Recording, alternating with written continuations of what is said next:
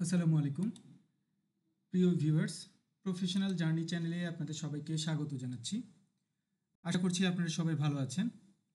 আজকে আমরা banking professional examination 98তম ব্যাংকিং প্রফেশনাল এক্সামিনেশনের জেআইবিবি পর্বের গভর্নেন্স ইন ফাইন্যান্সিয়াল ইনস্টিটিউশন এই সাবজেক্টের ফাইনাল সাজেশন নিয়ে কথা বলবো। ফাইনাল সাজেশনের পাশাপাশি এই সাবজেক্টে আপনারা খুব সহজে অল্প সময়ে প্রিপারেশনের মাধ্যমে কিভাবে জিএফআই অর্থাৎ গভর্নেন্স ইন ফাইন্যান্সিয়াল ইনস্টিটিউশনে পাশ করতে পারবেন সেই বিষয় নিয়ে স্পেশাল টিপস দেওয়ার চেষ্টা করব। চলুন শুরু করছি। 96তম এবং 97তম ব্যাংকিং প্রফেশনাল এক্সামিনেশনের কোয়েশ্চেন প্যাটার্নের যদি আমরা ফলো করি তাহলে আপনাদের টোটাল 10টি প্রশ্ন আসে, সেখান থেকে যে কোনো 5টি প্রশ্নের অ্যান্সার করতে হবে। জিএফআই হচ্ছে এমন একটা স্পেশাল সাবজেক্ট যেই সাবজেক্টে আপনারা শর্ট নোটসের পাশাপাশি ছোট 2 মার্কসের 10টি প্রশ্ন থাকে, সেই 10টি প্রশ্নেরও অ্যান্সার দিতে পারবেন। অর্থাৎ আপনি শর্ট নোটস হিসেবে যে কোনো 8টি শর্ট নোটস বা 6টি শর্ট নোটস থেকে 4টি শর্ট নোটসের অ্যান্সার করতে পারবেন। এর পাশাপাশি আপনারা 10টি সিঙ্গেল সেন্টেন্সের অ্যান্সারের জন্য 10টি কোয়েশ্চেন থাকে, সেই 10টি কোয়েশ্চেন অ্যান্সার করলে সেই 10টি কোয়েশ্চেনে 20 মার্কস থাকে। এই দুই ধরনের শর্ট অ্যান্সার টাইপের কোয়েশ্চেনে অ্যান্সার করার পাশাপাশি ব্রড কোয়েশ্চেনেরও আপনারা অ্যান্সার করতে পারবেন। ব্রড কোয়েশ্চেন থেকে যেহেতু আপনারা প্রেফারেবলি, এখানে কিন্তু কোনো কন্ডিশন দেওয়া থাকে না যে কোনো ম্যান্ডেটরি শর্ট নোটস দিতে হবে অথবা ওয়ান সেন্টেন্স অ্যান্সার করতে হবে, কোনো জায়গায় কিন্তু ম্যান্ডেটরি দেওয়া থাকে না। বাট ভালো মার্কস পাওয়ার জন্য ওয়ান সেন্টেন্স অ্যান্সার এই কোয়েশ্চেনটি আপনারা অ্যান্সার করবেন, শর্ট নোটের কোয়েশ্চেনটি অ্যান্সার করবেন, তাহলে আর বাকি থাকে অর্থাৎ 5টি কোয়েশ্চেন অ্যান্সার করার জন্য আপনাদের বাকি থাকে 3টি কোয়েশ্চেন। সেই 3টি কোয়েশ্চেন মূলত আপনারা ব্রড কোয়েশ্চেন পার্ট থেকে অ্যান্সার করবেন, তাহলে আপনাদের অ্যান্সারিং প্রসেসটা স্মার্ট হবে, আপনারা খুব সহজেই পাস করতে পারবেন। ওয়ান সেন্টেন্স কিভাবে পড়বেন সেটা আমরা আমাদের আলোচনার শেষের দিকে ডিসকাস করব। শর্ট নোটস নিয়েও আমরা ডিসকাশন করব। শুরুতে আমরা ব্রড কোয়েশ্চেন কিভাবে পড়বেন, কোন কোন পার্ট পড়বেন, কতগুলি প্রশ্ন পড়বেন, সেই টপিকস নিয়ে আমরা কথা বলবো। ব্রড কোয়েশ্চেন হিসেবে আমরা সর্বোপরি আপনাদের পুরো বই অ্যানালাইসিস করে 28টি প্রশ্ন সিলেক্ট করেছি, আমরা সেই প্রশ্নগুলি এখন সিরিয়ালি আলোচনা করব।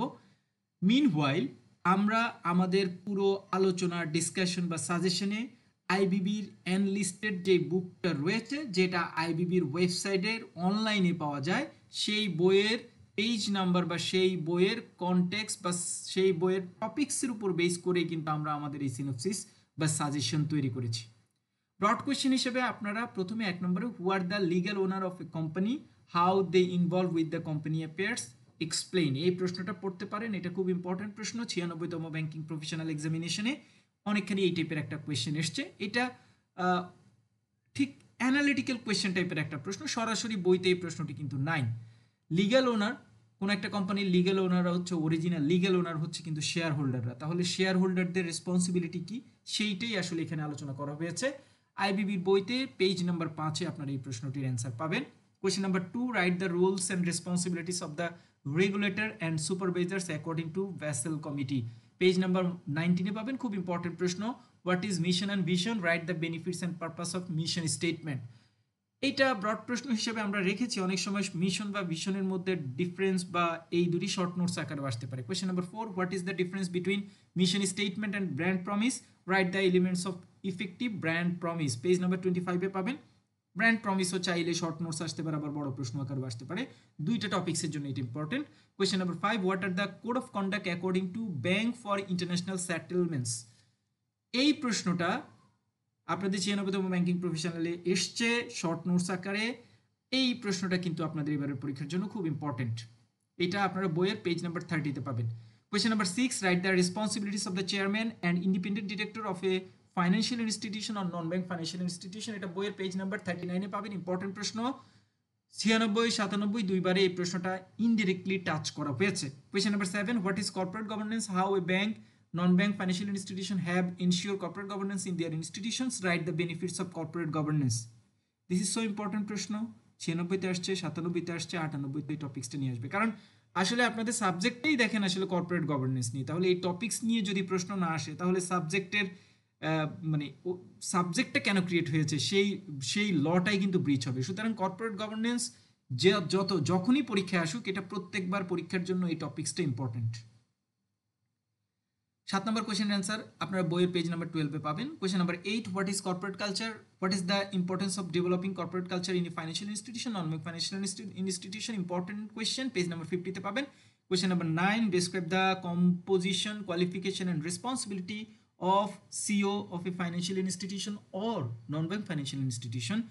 বরাবরের প্রত্যেকটা পরীক্ষা প্রশ্ন এটি আসছে, এবারও ইম্পর্টেন্ট, মানে এটা বাদ দেওয়া যাবে না এই প্রশ্নটি। এটি আপনারা বইয়ের পেজ নাম্বার 58-এ পাবেন। এই জায়গাটাতে আমরা শেষের দিকে কয়েকটি ইম্পর্টেন্ট প্রশ্ন নিয়ে কথা বলবো, সেখানে আমি সিইও রেসপন্সিবিলিটি আর একটু ডিটেইল বলবো। খুব ইম্পর্টেন্ট হচ্ছে আপনারা বাংলাদেশ ব্যাংক কিন্তু প্রতি বছর সিইও রেসপন্সিবিলিটি আপডেট নিয়ে সার্কুলার করে। সিইও রেসপন্সিবিলিটিটা যদি বাংলাদেশ ব্যাংকের সার্কুলার বেস অ্যানালাইসিসটা আপনি পড়তে পারেন তাহলে আপনার কিন্তু মার্কসটা ভালো আসবে।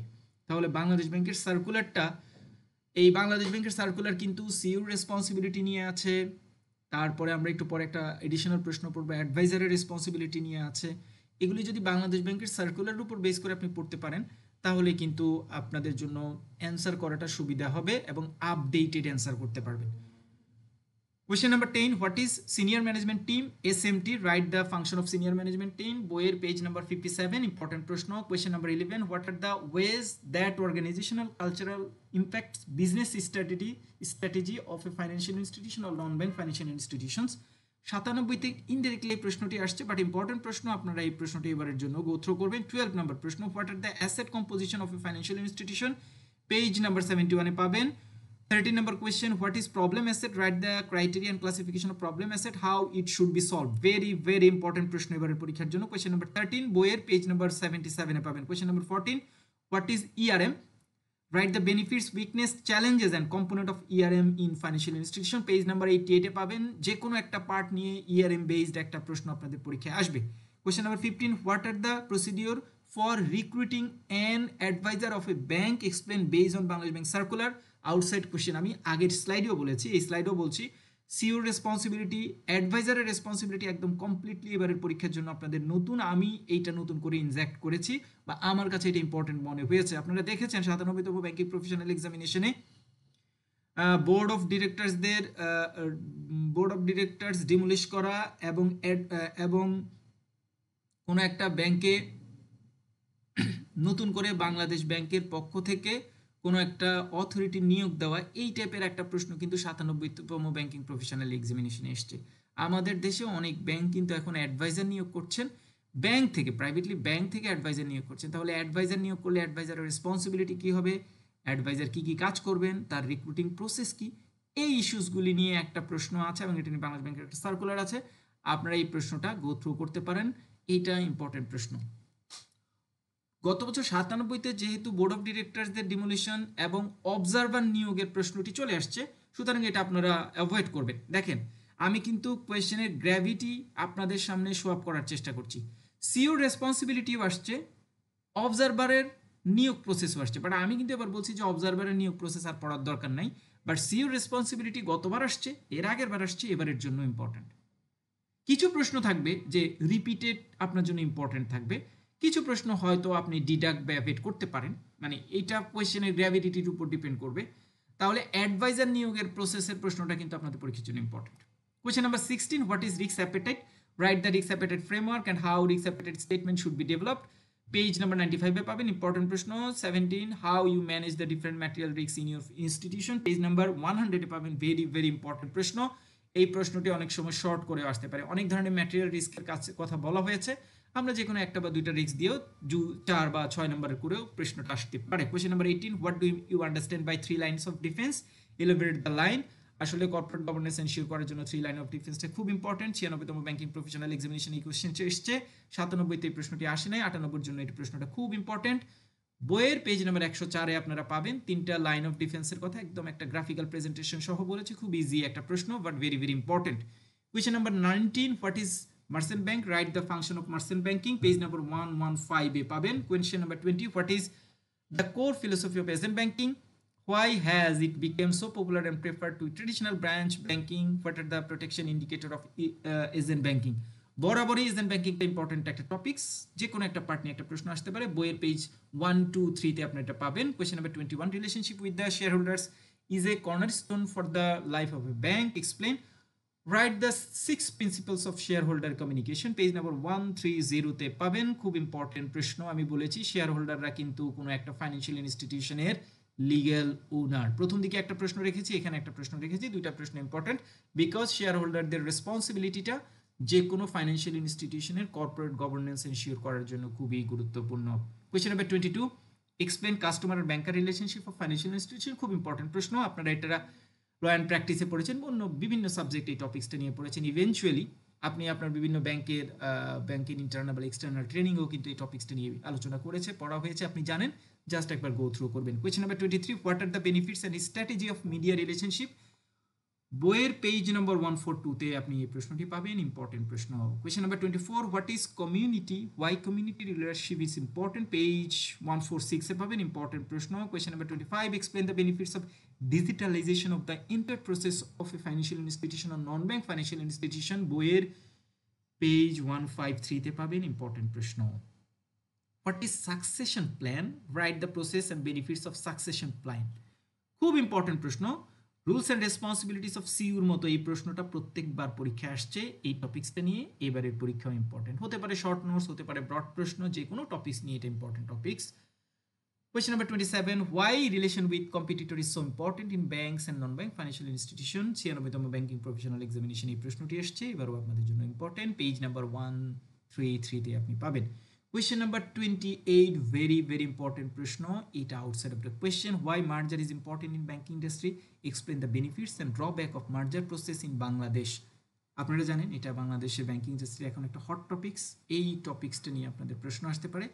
ইনডাইরেক্টলি এই প্রশ্নটাকে একটু ঘুরিয়ে আসতে পারে, কর্পোরেট গভর্নেন্স এনশিওর মার্জার হলে কর্পোরেট গভর্নেন্স এনশিওর করতে পারবে কিনা, দুইটা ব্যাংকের এন্টিটি এক হয়ে যাচ্ছে, সেক্ষেত্রে ম্যানেজমেন্ট প্রসেসটা কি হবে, কাস্টমারের কনফিডেন্স রাখা যাবে কিনা, ইত্যাদি মিলিয়ে, অর্থাৎ মার্জার নিয়ে আপনাদের যে কোনো একটা প্রশ্ন আসবেই, সেটা ডিরেক্টলি হোক অথবা ইনডাইরেক্টলি হোক। 28 নম্বর কোয়েশ্চেন হিসেবে আমরা এই প্রশ্নটি সিলেক্ট করেছি। সব মিলিয়ে 28টা ব্রড প্রশ্ন। শর্ট নোটে চলে আসি। Number 1, code of conduct, page number, বইয়ের পেজ নাম্বার 27-এ পাবেন। এক্সিকিউটিভ কমিটি বইয়ের পেজ নাম্বার 42-তে পাবেন। অডিট কমিটি বইয়ের পেজ নাম্বার 42-তে পাবেন। রিস্ক ম্যানেজমেন্ট কমিটি বইয়ের পেজ 42-তে পাবেন। স্ট্র্যাটেজিক অবজেক্টিভস বইয়ের পেজ 44-এ পাবেন। ক্যাপিটাল অ্যাডিকুয়েসি রেশিও গত বছর বা এর আগের বার আসলে এটা ইম্পর্টেন্ট টপিক্স। 6, 7, 8, 9 এই 4টা শর্ট নোটস খুব ইম্পর্টেন্ট। টায়ার 1 ক্যাপিটাল, এটাকে ইনডিরেক্টলি গোয়িং কনসার্ন ক্যাপিটাল হিসেবে আসতে পারে, পেজ 66-এ পাবেন। Tier 2 capital, gone concern capital, এটা পেজ 67-এ আছে। রিস্ক ওয়েটেড অ্যাসেট, খুব important topics. Risk weighted asset বইয়ের পেজ নাম্বার 75-এ আছে। স্পেশাল অ্যাসেট ম্যানেজমেন্ট ইউনিট বইয়ের পেজ নাম্বার 81-এ আছে। 11 নম্বর শর্ট নোট হিসেবে আমরা রেখেছি রিস্ক অ্যাপেটাইট, পেজ নাম্বার 90-তে আছে। 6 রিস্ক কালচার, পেজ 98-এ আছে। স্ট্রাকচার্ড ফাইন্যান্স, খুব ইম্পর্টেন্ট টপিক সেটি, বইয়ের পেজ নাম্বার 116-এ আছে। ওভিউ পেজ নাম্বার 117-এ আছে। ইসলামী ব্যাংকিং আউটসাইড কোয়েশ্চেন, ইসলামী উইন্ডো ব্যাংকিং আমাদের বইতে আছে, page number 118। Sub branch outside question, কনসেপ্টটা ক্লিয়ার রাখতে হবে। Digital banking, Bangladesh bank circular base question, কনসেপ্টটা ক্লিয়ার রাখতে হবে। বিজনেস কন্টিনিউটি প্ল্যান বইয়ের পেজ নাম্বার 126-এ আছে। 96তম ব্যাংকিং প্রফেশনাল এক্সামিনেশনে আসছে। এমএফএস বরাবর ইম্পর্টেন্ট টপিক্স, এইটা ব্রড প্রশ্ন, শর্ট প্রশ্ন, যে কোনো টপিক্স আকারে আসতে পারে। বইয়ের পেজ নাম্বার 122-তে রয়েছে। Short note number 21, local governance agency বইয়ের পেজ নাম্বার 130-তে রয়েছে। Compliant management, very very important প্রশ্ন। 97তম ব্যাংকিং প্রফেশনাল এক্সামিনেশন একটা ডিটেইল প্রশ্ন আসছে, বাট এটা এবারের পরীক্ষার জন্য ইম্পর্টেন্ট, কারণ কমপ্লায়েন্সটা কর্পোরেট গভর্নেন্সটা এনশিওর করার জন্য কমপ্লায়েন্ট ম্যানেজমেন্টটা খুব ইম্পর্টেন্ট। এটা বইয়ের পেজ নাম্বার 139-এ রয়েছে। Short notes number 23, civil society page number 144-এ পাবেন। 20 প্রিন্সিপালস অন ডিসক্লোজার, খুব ইম্পর্টেন্ট প্রশ্ন এটা। ব্যাংকিং ইন্টারন্যাশনাল সেটেলমেন্টের প্রিন্সিপাল অফ ডিসক্লোজার, যে ডিসক্লোজারগুলি রয়েছে সেটি আপনার বইয়ের পেজ নাম্বার 148-এ পাবেন। মার্কেট পজিশনিং এবং মার্কেট রিপোজিশনিং, খুব ইম্পর্টেন্ট। শর্ট নোটে যদি আসলো অথবা ব্রড কোয়েশ্চেন, সোজা কথা, মার্কেট পজিশনিং এবং মার্কেট রিপোজিশনিং এই দুইটা টপিক্সের যে কোনো একটা প্রশ্ন হয় ব্রড প্রশ্ন, না হয় শর্ট নোটে আপনারা মাস্ট পাবেন। খুব ইম্পর্টেন্ট টপিক্স। বইয়ের পেজ নাম্বার 154 এবং 155-এ আপনারা এই দুই টপিক্সটা পাবেন। ডিজিটাল এজেন্ডা বইয়ের পেজ নাম্বার 158। পিপল প্ল্যান, খুব ইম্পর্টেন্ট শর্ট নোট, বইয়ের পেজ নাম্বার 161-এ পাবেন। আপ স্কেলিং এমপ্লয়ীদের আপ স্কেলিং প্রসেস 96-তে আসছে, 97-তে আসছে, 98-এর জন্য ইম্পর্টেন্ট। এইটা সিইউ টপিক্সটা যেমন ইম্পর্টেন্ট, এই টপিক্সটাও তেমন ইম্পর্টেন্ট। ইনফ্রাস্ট্রাকচার কম্পোনেন্টস বইয়ের পেজ নাম্বার 160-তে পাবেন। ক্যাশলেস ব্যাংকিং, এটা আর্টসাইড একটা শর্ট নোটস, এইটা আপনারা বাংলাদেশ ব্যাংক অথবা নেট থেকে একটু দেখে নিতে পারেন। এই নিয়ে বাংলাদেশ ব্যাংক সার্কুলারে রয়েছে, বাংলাদেশ ব্যাংক এটা একটা ইনিশিয়েটিভস, এডিশনাল ইনিশিয়েটিভস। এই হচ্ছে টোটাল 31টা শর্ট নোটস। এই শর্ট নোটসগুলি গো থ্রু করলে আপনার শর্ট নোটসের পার্টটা কভার হবে। এখন আমরা কথা বলবো review books with marking line. বইটা আপনার রিভিউ করতে হবে, কারণ আপনার ওই যে 10টা 2 মার্কসে ওয়ান সেন্টেন্স বেস কোয়েশ্চেন থাকে, সেগুলি আপনি প্রপারলি অ্যান্সার করতে হলে বইটা একটু ভালোভাবে পড়তে হবে। পড়ার পর সেখানে ইম্পর্টেন্ট লাইনগুলি মার্ক করতে হবে, সেগুলি আবার রিভিউ করতে হবে। যদি ওই 10টি প্রশ্ন প্রপার হয়তো আপনি লিখতে পারেন, তাহলে কিন্তু আপনার পাশের সম্ভাবনা অনেক বেড়ে যাবে। কেউ যদি মনে করেন যে আপনার শর্ট নোট, ব্রড প্রশ্ন অথবা বুক রিভিউটা আমার কাছে, নিজের কাছে পার্সোনালি আমি বইটা হাইলাইটেড মার্ক করে একটা বই আমার কাছে প্রিজার্ভ করা আছে, কেউ যদি মনে করেন যে ইউ নিডেড, আপনার প্রয়োজন বইটা, অথবা শর্ট নোটসের শিটটা দরকার, অথবা ব্রড কোয়েশ্চেনের শিটটা দরকার, প্লিজ আপনি আমার সাথে কমিউনিকেশন করতে পারবেন, আই উইল প্রোভাইড ইউ। এতটুকু হচ্ছে সব কিছু মিলিয়ে আপনাদের আজকের টপিকস, জিএফআই এর টোটাল টপিকস। এখন আমি একদম ইম্পর্টেন্টলি যে জায়গাগুলিতে একটু বেশি হাইলাইট করবেন সেই জায়গাগুলি নিয়ে একটু কথা বলছি। মানে জাস্ট 5-6টা টপিক্সকে একটু ক্লারিফাই করবেন, নিজের মতো করে চিন্তা করবেন। সিওর রেসপন্সিবিলিটিটা, অ্যাডভাইজারের রেসপন্সিবিলিটিটা, শেয়ার হোল্ডারদের রেসপন্সিবিলিটিটা, কর্পোরেট গভর্নেন্সের কম্পোনেন্টগুলি কী কী, কর্পোরেট গভর্নেন্সটা কেন ইম্পর্টেন্ট, কীভাবে কোনো একটা ফাইন্যান্সিয়াল ইনস্টিটিউশন এনশিওর করা যায়, তারপরে সব কিছু মিলিয়ে শেয়ার হোল্ডারদের রেসপন্সিবিলিটি কি, এই টপিকসগুলি আপনি একটু ভালোভাবে দেখবেন, বিকজ এই টপিকসগুলি আপনাদের পরীক্ষার জন্য বেশি ইম্পর্টেন্ট। এই হচ্ছে সব মিলিয়ে আপনাদের জিএফআই এর আপনাদের জন্য সাজেশন, আলোচনা। আপনারা যদি প্রপার ওয়েতে এটা ফলো করতে পারেন, ইনশাল্লাহ আপনার পরীক্ষায় ভালোভাবে পরীক্ষায় অংশগ্রহণ করতে পারবেন। আপনাদের সফলতা কামনা করছি। ধন্যবাদ সবাইকে। আসসালামু আলাইকুম।